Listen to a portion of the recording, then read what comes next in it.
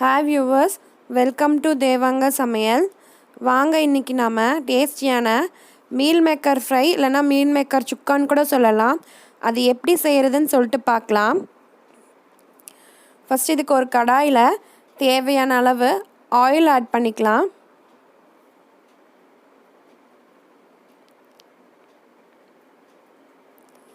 Oil heat ஆனதுக்கப்புறம் கடுகு, உளுத்தம்பருப்பு, கடலைப்பருப்பு, அப்புறம் கொஞ்சமாக கருவேப்பிலை போட்டு தாளிச்சுக்கலாம்.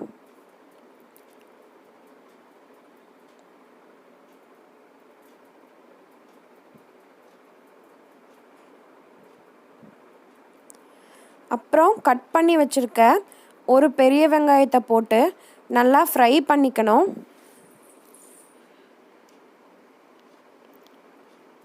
நான் இதுக்காக மீல் மேக்கர் நல்லா கொதிக்கிற சுடு தண்ணியில் போட்டு கொஞ்சமாக உப்பு போட்டு வேக வச்சு நல்லா தண்ணியாக புழிஞ்சு எடுத்து வச்சுருக்கேன்.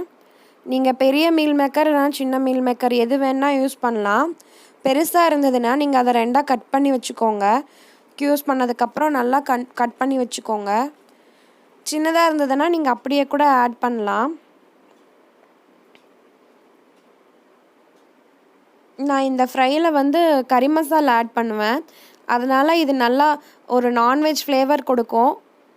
நீங்கள் நான்வெஜ் சமைக்காத அன்றைக்கி கூட இது செஞ்சு சாப்பிட்டிங்கன்னா நான்வெஜ் டேஸ்ட் கிடைக்கும்.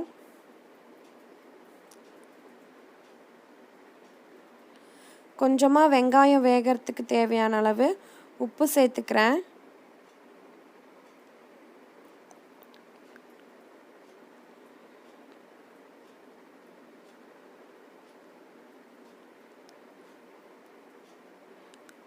அப்புறம் இதில் கொஞ்சமாக இஞ்சி பூண்டு நல்லா இடித்து கட் பண்ணி ஆட் பண்ணிக்கணும். நீங்கள் இஞ்சி பூண்டு பேஸ்ட் இருந்தாலும் ஆட் பண்ணலாம்.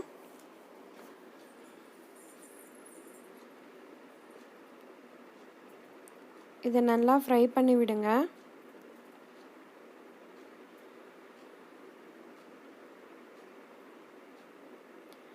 ஒரு 2 நிமிஷம் இது நல்லா வேகட்டும்.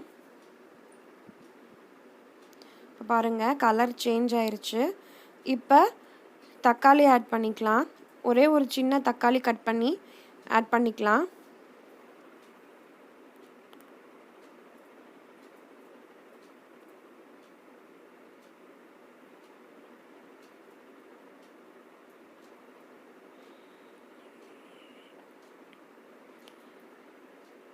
வெங்காயம், தக்காளி, இஞ்சி பூண்டு பேஸ்ட் இது எல்லாமே நல்லா ஃப்ரை பண்ணணும்.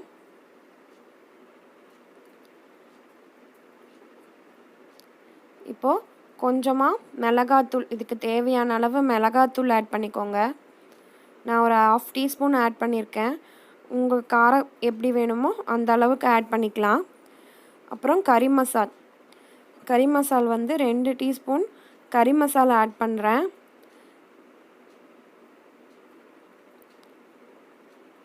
கொஞ்சமாக பெப்பரும் ஆட் பண்ணிக்கிறேன்.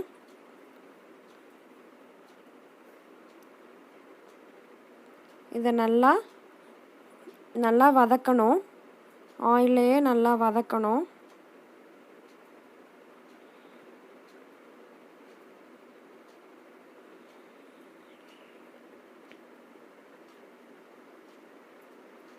அப்புறம் கொஞ்சமாக தண்ணி சேர்த்துக்கலாம். நல்லா அந்த மசாலா எல்லாமே வெந்து மிக்ஸ் ஆகிறதுக்காக கொஞ்சமாக தண்ணி சேர்த்துக்கணும். நீங்கள் மீல் மேக்கர் ஆட் பண்ணும்போது அதில் கொஞ்சம் கூட தண்ணி இருக்கக்கூடாது. ஸோ இதை நல்லா வதக்கணும். பாருங்கள், இப்போ நல்லா எண்ணெய் பிரிஞ்சு வந்திருக்கு. வெங்காயம், தக்காளி, மசாலா எல்லாமே நல்லா ஃப்ரை ஆகிருக்கு. இந்த ஸ்டேஜில் நாம் மீல் மேக்கரை ஆட் பண்ணிக்கலாம்.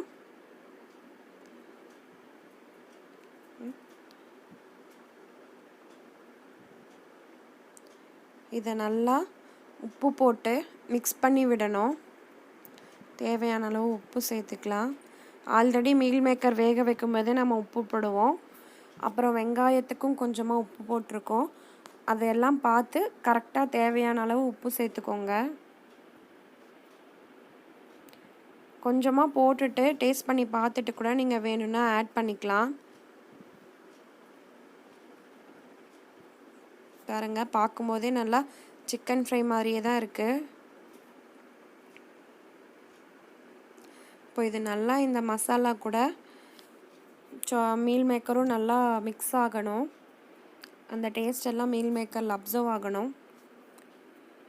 நல்லா இதை வந்து ஃப்ரை பண்ணிவிட்டு வேகணும்னு கிடையாது, அந்த மசாலா மிக்ஸ் ஆகிற வரைக்கும், நல்லா அப்சர்வ் ஆகிற வரைக்கும் மிக்ஸ் பண்ணி விட்டு ஆஃப் பண்ணிடலாம். அவ்வளோதாங்க, டேஸ்டான மீல் மேக்கர் ஃப்ரை ரெடி ஆயிடுச்சு.